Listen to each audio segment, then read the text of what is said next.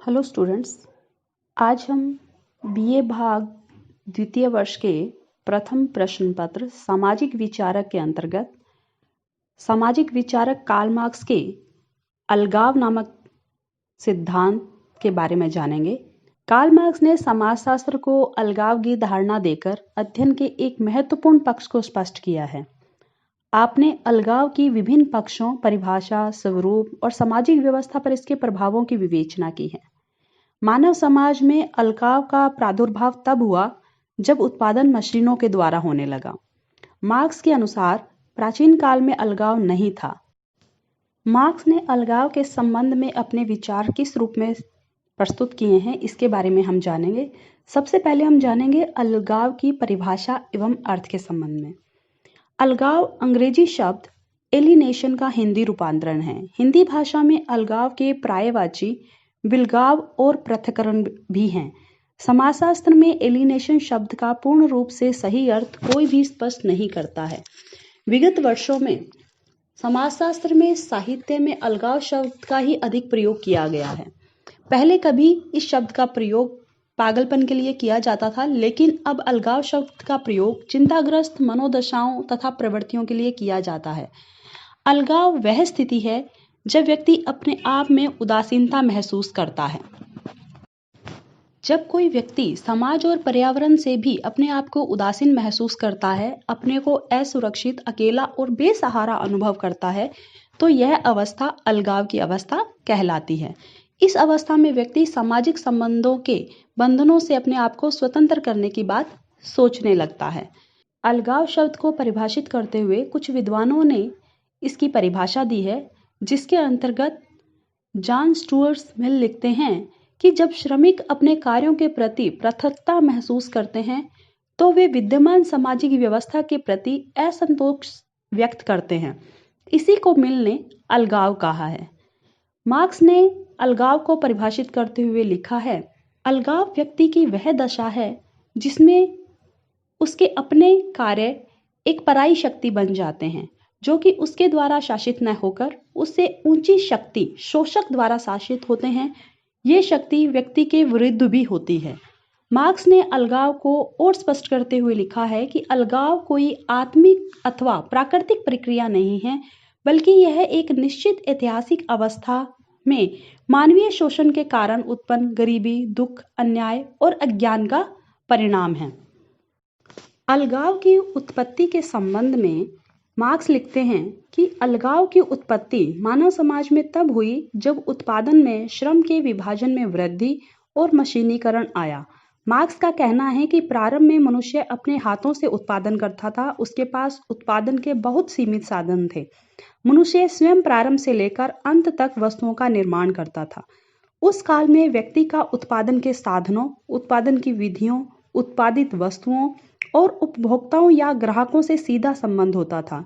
उत्पादन के लिए आवश्यक वस्तुओं, पूंजी, उत्पादित वस्तुओं आदि पर स्वयं का स्वामित्व होता था। इन विशेषताओं के कारण व्यक्ति का उत्पादन की प्रक्रिया के प्रति लगाव रहता था। उत्पादन के द्वारा उसे मानसिक और आर्थिक संतोष मिलता था। इस काल में अलगाव जैसा कोई असंतोष विद्यमान नहीं था। मार्क्स लिखते हैं कि पूंजीवादी व्यवस्था में उत्पादन की प्रक्रिया में श्रमिक का योगदान बहुत कम होता है। उत्पादन की प्रक्रिया पर पूंजीपति का स्वामित्व होता है। श्रमिक का इस प्रक्रिया पर कोई विशेष अधिकार नहीं होता है। उत्पादन के साधनों, औजारों, कच्चे माल, पूंजी, उत्पादित की गई वस्तु आदि पर पूंजीपति का आधिपत्य होने के कारण श्रमिक उत्पादन की प्रक्रिया के प्रति उदासीन रहता है। ये परिस्थितियां मार्क्स के अनुसार श्रमिक के अंदर अलगाव पैदा करती हैं।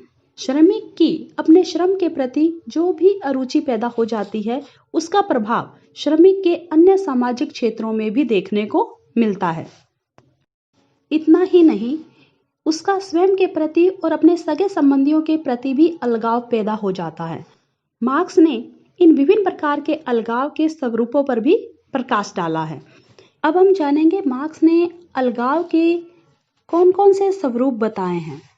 मार्क्स ने इकोनॉमिकल एंड फिलोसफिकल मैन्युस्क्रिप्ट 1844 कृति में अलगाव से संबंधित अपने विचार व्यक्त किए हैं। इसके अलगाव की अवधारणा के 4 प्रमुख पक्ष बताए हैं, जो इस प्रकार है।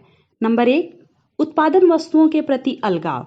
नंबर 2, स्वयं के प्रति अलगाव। नंबर 3, मानव जाति से अलगाव। और नंबर 4, व्यक्ति का व्यक्ति से अलगाव। अब हम मार्क्स के इन चारों स्वरूपों का यहाँ संक्षिप्त में जानने का प्रयास करेंगे, जिसके अंतर्गत मार्क्स ने जो पहला स्वरूप बताया है वो है उत्पादित वस्तुओं के प्रति अलगाव। मेस्जारोस लिखते हैं कि मार्क्स का कहना है कि मजदूर जानता है कि जो कुछ वह उत्पादन करता है वह उत्पादन उसका नहीं है। इसका परिणाम यह होता है कि श्रमिक की उत्पादित वस्तुओं के प्रति अलगाव की भावना पैदा हो जाती है। श्रमिक उत्पादन की प्रक्रिया में एक छोटे से भाग की भूमिका अदा करता है, इसलिए वह अपने आप को वस्तु का एकमात्र निर्माता नहीं कह सकता। श्रमिक का वस्तु की क्रय विक्रय संबंधी प्रक्रिया पर भी कोई नियंत्रण नहीं रहता। ये सब परिस्थितियां श्रमिक में उत्पादित वस्तु के प्रति अलगाव पैदा करती हैं। इसका दूसरा स्वरूप है स्वयं के प्रति अलगाव। मार्क्स ने अलगाव का दूसरा स्वरूप व्यक्ति की अपने स्वयं के प्रति अलगाव की भावना बताया है। आपका कहना है कि पूंजीपति व्यवस्था में श्रम विभाजन के कारण श्रमिक उत्पादन की प्रक्रिया में एक छोटा सा हिस्सा होता है। वह अपना श्रम बेचता है। वह जीवन पर्यंत उत्पादन की प्रक्रिया में एक ही कार्य को बार बार करता है। इससे श्रम के प्रति उसकी अरुचि उत्तरोत्तर बढ़ती रहती है। मार्क्स ने श्रम को एक मानवीय क्रिया कहा है जो मानव की मानवता को परिभाषित करती है। पूंजीपति व्यवस्था में श्रम मानवीय क्रिया न रहकर जीविकोपार्जन का या अस्तित्व को बनाए रखने का साधन मात्र रह जाता है। इस कारण श्रम आंतरिक संतुष्टि न रहकर बाह्य मजदूरी हो जाता है, जो व्यक्ति में अलगाव पैदा कर देती है। मार्क्स ने अलगाव का तीसरा स्वरूप बताया है मानव जाति से अलगाव। मार्क्स ने तीसरे प्रकार का अलगाव श्रमिक एवं मानव जाति के बीच बताया है। उनका कहना है कि पूंजीपति व्यवस्था में श्रम विभाजन एवं उत्पादन की प्रकृति व्यक्ति में मानव जाति के प्रति अलगाव पैदा करती है। आप लिखते हैं कि श्रमिक को समाज में रहकर अपने अस्तित्व के लिए आवश्यक दशाओं का सामना करना पड़ता है। पूंजीवादी व्यवस्था में उसकी इतनी अधिक अरुचि पैदा हो जाती है कि वह अपने से ही नहीं वरन अपने परिवार के सदस्यों, मित्रों, समुदाय और मानव जाति से अलगाव अनुभव करता है।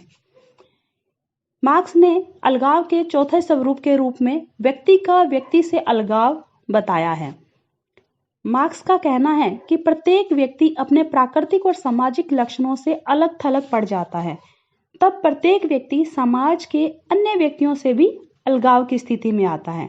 इस प्रकार मार्क्स ने अलगाव के उपयुक्त स्वरूप एक प्रकार के समाजशास्त्रीय परिप्रेक्ष्य के अनुसार लिखे हैं। समाजशास्त्र में पूर्ण समाज का अध्ययन व्यक्ति का व्यक्ति के साथ, व्यक्ति का समूह के साथ, समूह का समूह के साथ किया जाता है। मार्क्स ने इस प्रकार के अलगाव के स्वरूप व्यक्ति के स्तर पर, समूह के स्तर पर, समाज के स्तर पर भिन्न भिन्न बताए हैं। इस प्रकार से पूंजीवादी व्यवस्था समाज में विभिन्न प्रकार के अलगावों को पैदा करके व्यक्ति, समूहों और समाज में असंतुलन पैदा करती है। मार्क्स के अध्ययनों में यह अलगाव की अवधारणा अपने आप में एक महत्वपूर्ण स्थान रखती है।